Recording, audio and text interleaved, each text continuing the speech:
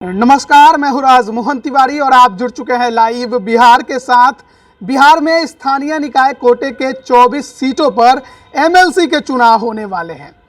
रणनीतियां लगातार राजनीतिक दलों द्वारा बनाई जा रही हैं। कई जगह प्रत्याशियों की समझिए कि घोषणा भी हो चुकी है। हर जगह प्रत्याशी अब अपने अपने क्षेत्रों में घूमकर वोटरों को लुभाने और अपने पक्ष में करते दिखाई दे रहे हैं। लेकिन इसी बीच पटना हाई कोर्ट में एक याचिका दायर की गई है।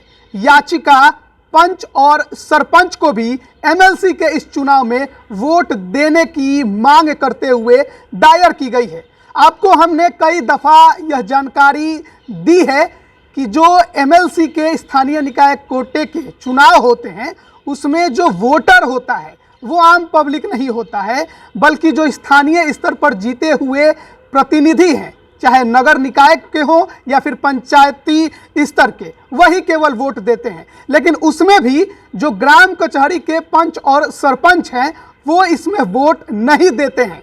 लेकिन पटना हाई कोर्ट में आज एक याचिका दायर की गई है जिसमें ये मांग रखी गई है कि पंच और सरपंच को भी वोट देने का अधिकार मिलना चाहिए। हालांकि इससे जुड़ा एक मामला अक्टूबर 2021 में भी सुनने को मिला था, जब पंचायती राज मंत्री सम्राट चौधरी ने साफ तौर पे ये जानकारी दी थी कि केंद्र सरकार को एक प्रस्ताव भेजा गया है जिसमें यह कहा गया है कि ग्राम कचहरी के सरपंच और पंच को भी वोट देने का अधिकार मिले। वो प्रस्ताव अभी प्रक्रिया में है, उस पर कोई आधिकारिक ऐलान नहीं हुआ है कि मिलेगा या नहीं मिलेगा। लेकिन इसी बीच अब पटना हाई कोर्ट में ये याचिका दायर की गई है जिसमें पंच और सरपंच को भी वोट देने का अधिकार की मांग की गई है। अब देखना है कि इस पर जब सुनवाई होगी तो क्या पंच और सरपंच को भी वोट देने का अधिकार मिलेगा या फिर नहीं मिलेगा।